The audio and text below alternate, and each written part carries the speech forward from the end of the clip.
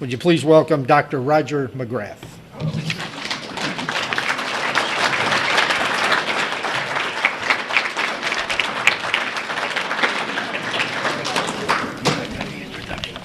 Well, good afternoon, and I appreciate you inviting me here. Well, the title of my talk this afternoon is Hollywood Goes to War. And I thought of this because of the nature of our foreign adventures today.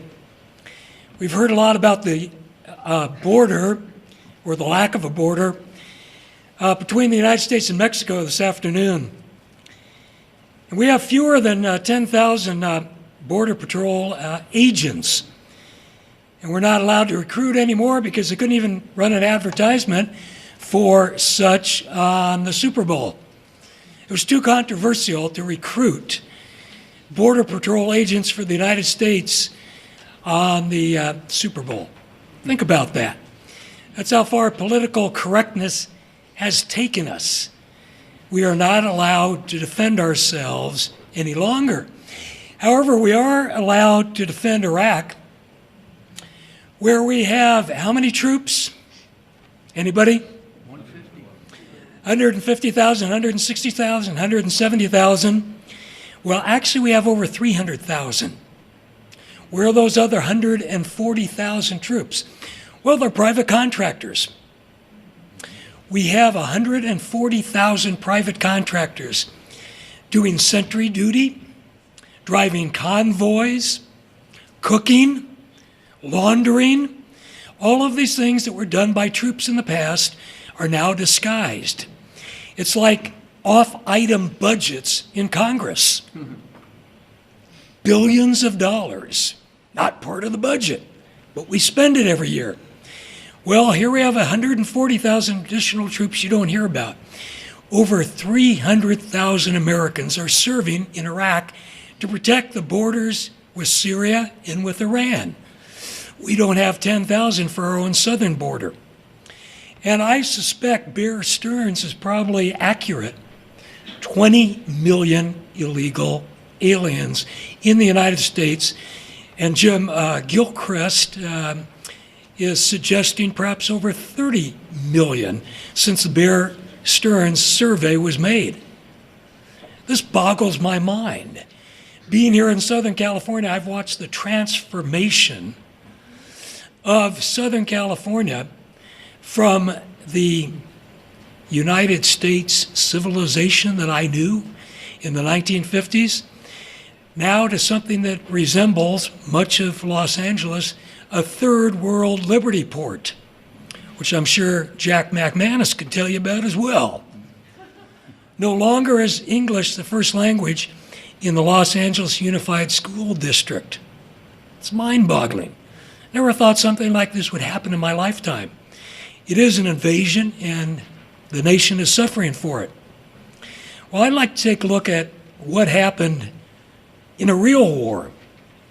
A war that Congress actually declared war on an enemy.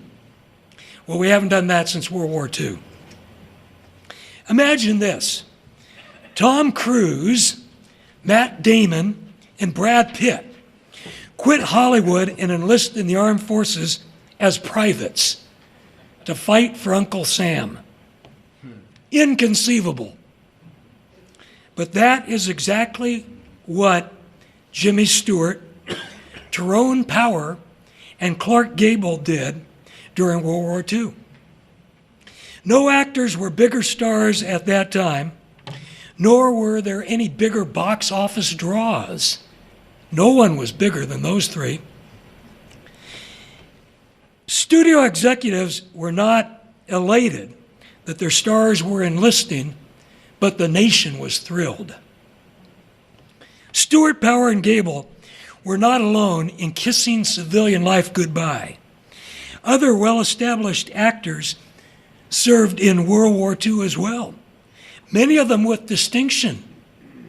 Tim McCoy, Robert Taylor, Gene Raymond, Robert Montgomery, Wayne Morris, Wallace Beery, Robert Cummings, Glenn Ford, Sterling Hayden, Ronald Reagan, Henry Fonda, Mickey Rooney, Robert Stack, Robert Ryan, Jackie Coogan, Douglas Fairbanks Jr., Alan Hale, Bob Mitchum, Gene Autry, William Holden, and Eddie Albert. Sterling Hayden may have said it best for those who enlisted when he declared, "I don't want to go on imitating men, and that's all there is to it." Are actors today content with imitating men? Or is their lack of martial spirit and patriotic fervor more a consequence of a neocon policy of deception and neocon misrepresentation and exaggeration of the threat posed by Saddam Hussein? Just before the break, I was talking to somebody and I said, when he came out of that spider trap, he looked to me like a survivor of Grateful Dead concerts. Hardly anybody was going to threaten the United States of America. Polls would suggest that most Americans now feel that we were suckered into a fight that was unnecessary, sacrificing the lives thus far of more than 3,100 troops and more than 800 private contractors. To me, it adds up to almost 4,000 Americans. No such controversy existed during World War II. The Japanese bombed Pearl Harbor in a sneak attack, and the next day, Congress declared war against Japan. Americans who had opposed entry into a European or an Asian war by an 80-20 majority prior to the sneak attack suddenly rallied to the cause, crying, "Remember Pearl Harbor." The entertainment industry was as patriotic as anyone or anything. The Andrews sisters sang "Boogie Woogie Bugle Boy." The Merrimacks sang "Praise the Lord and Pass the Ammunition." And others as well. Johnny Mercer sang "G.I. Jive." The Song Spinners, "Coming In on a Wing and a Prayer." Bing Crosby, "I'll Be Home for Christmas." Dinah Shore, "I'll Walk Alone." Ernest Tubb, "Soldier's Last Letter." And Elton Britt, "There's a Star-Spangled Banner Flying Somewhere." The silver screen featured the Flying Tigers, Guadalcanal Diary, Bataan, the Fighting Sullivans, Gung Ho, To the Shores of Tripoli, Stage Door Canteen, Destination Tokyo, Crash Dive, 30 Seconds Over Tokyo. And actors by the dozens joined the service. Jimmy Stewart tried to enlist even before the Japanese launched their sneak attack. He was rejected for being underweight. Standing over 6'3", he weighed under 160 pounds. The 32-year-old movie star went into training, and this is a training we'd all love. Eating high-caloric foods and drinking vanilla malts. In March 1941, shortly after winning the Academy Award for Best Actor for his role in the Philadelphia Story, Stewart reported for his physical, quote, "I was ready to take him in a studio car," said Bill Grady, a casting director, "but he refused to let me take him in a limousine. He went by bus instead. I tailed after him. I waited, and when a medical officer came out, I asked if Jimmy had made it. The officer told me he had made it by 1 ounce. What the officer did not know was that Jim was so determined to make the weight, he hadn't been to the bathroom for 36 hours.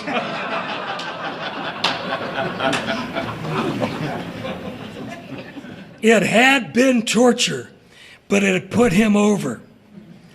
Stewart soon emerged, shouting to Grady, "I'm in, I'm in."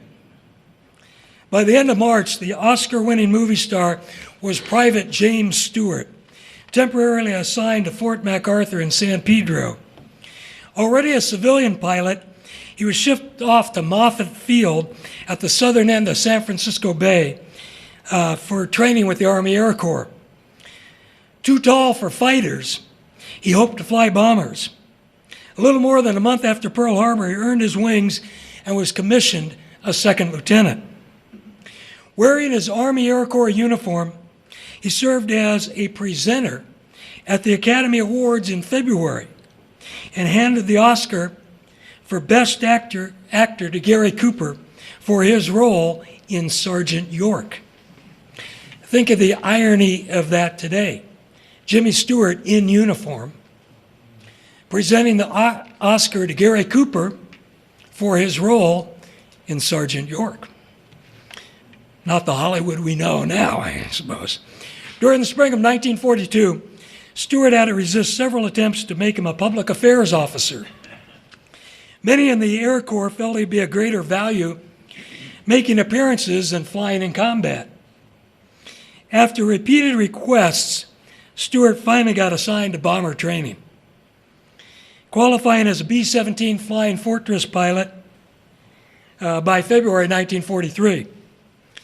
Against his wishes, he was kept stateside as a flight instructor, flying both the B-17 and the B-24 Liberator until November 1943, when then Captain James Stewart was shipped overseas with a squadron of Liberators. Based at Tiddenham, 100 miles north of London, he became a squadron leader in the 445th Bomb Group. Navigator Steve Kirkpatrick said Stewart was, quote, a damn good commanding officer. I always had a feeling he would never ask you to do something he wouldn't do himself. Personal accounts of Stewart sound exactly like the Stewart we know from the movies. He regularly demonstrated cool, steely nerve and a homespun dry wit. His plane was hit by flak and nearly knocked out of the air on several occasions, but he never failed to put his bombs on target. John Robinson, a crewman in the 445th, describes seeing Stewart's B-24 sitting on the runway and looking like it had been split in half. Quote, the tail of the ship was sticking up in the air, and the nose was sticking up in front. Just in front of the wing at the flight deck, the airplane had cracked open like an egg. The runway had aluminum scars where the plane had been dragged. Jimmy Stewart stood by the end of the airplane's left wing. As I walked up to him, he looked at me and said, Sergeant, somebody sure could get hurt in one of those damn things. After 20 combat missions, Stewart was promoted to major and made operations officer of the 453rd. By then, he had been awarded the Distinguished Flying Cross and the Croix de Guerre with Palm. He would return home as a lieutenant colonel with 1,800 hours of flight time. Every American female over the age 14 was in love with this stunningly handsome Tyrone Power. Jesse James, Johnny Apollo, A Yank in the RAF, Blood and Sand, The Mark of Zorro, The Black Swan, and a dozen other movies left the gals swooning. Leaving the glamour of Hollywood, Power joined the Marines as a 28-year-old private in August 1942. Finishing the war movie Crash Dive delayed boot camp for him until January 1943. He had wanted to join, quote, right after the Japs bombed Pearl Harbor, but movie contracts interfered. It was while making Crash Dive that he decided on the Marines. Jack, quote from Tyrone Power, I kept stacking them up, the different fellows in uniform. And it seemed to me that of those I met, the finest type of men were Marines. I agree. Hoorah. In boot camp at MCRD San Diego, Powers was challenged to fight by another recruit. "So you're the big movie star," the recruit proclaimed. "No, I'm just a private like you," Power responded. Then the guy took a swing at Power. Bob Workman, who went through boot camp with Power, told me that, quote, "Power decked the guy with a quick combination. Power was strong and fast and could box." A drill instructor made a similar mistake. According to Workman, when he made a crack about Annabella, Power's wife, Power told the DI, "You may say anything you like about me and I'll take it, but my wife is off limits." When the DI persisted, Power decked him. To the DI's credit, he did not report the incident. Workman, who was later badly wounded on Tarawa, said Power quickly proved himself to be, quote, "one of the guys." The famous actor was soon serving as right guide of his platoon and calling cadence like a seasoned DI. Power graduated as platoon honor man. Since Power had earned superior ratings in training and was already a licensed private pilot when he entered the Corps, he was sent to OCS at Quantico after boot camp, which Jack and I know only too well. He was commissioned a second lieutenant in June 1943 and then sent to an accelerated flight training course at Corpus Christi, Texas. Where's my Texan out there? Some Texans. I tell you, Texans, though, you're outweighed by the Okies up here.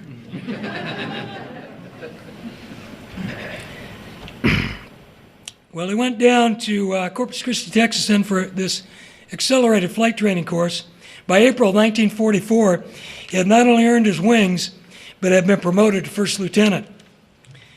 After completing an advanced instrument course at a naval station in Georgia, he was assigned to the Marine Air Station at Cherry Point, North Carolina, as a pilot of an R-5C Commando, known more commonly by its Army designation, the C-46.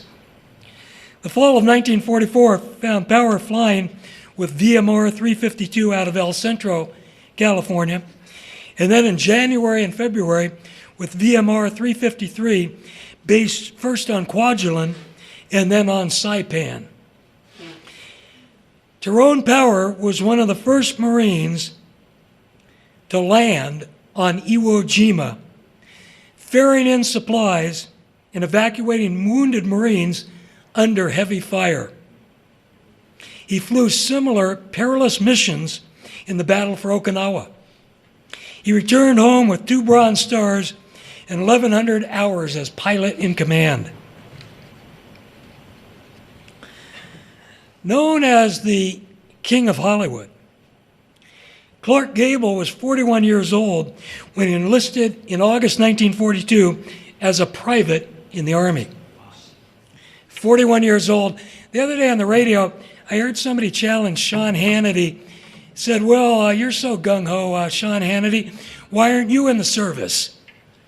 And he said, "Well, what would they want with a 41-year-old fat guy?" Well, I'll tell you what, we're trim the fat off you, Sean.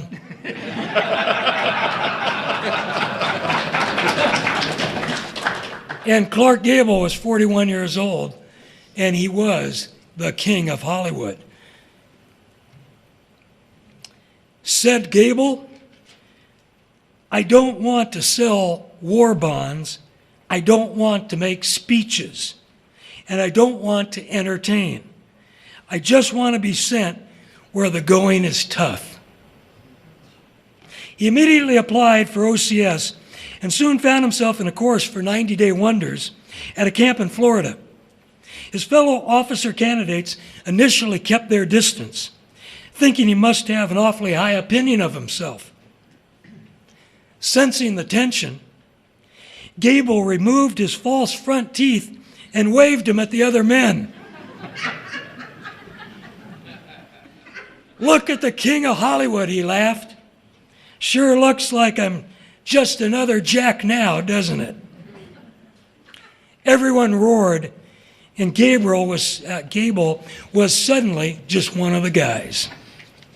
Physically, the 200-pound muscular movie star sailed through OCS, outperforming most of the other men who were only half his age. Academically, though, he struggled until he decided to treat the classroom material just like a movie script.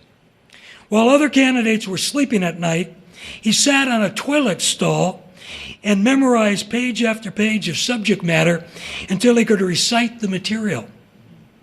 He finished OCS in the top quarter of his class, and at the request of other candidates, delivered the graduation address.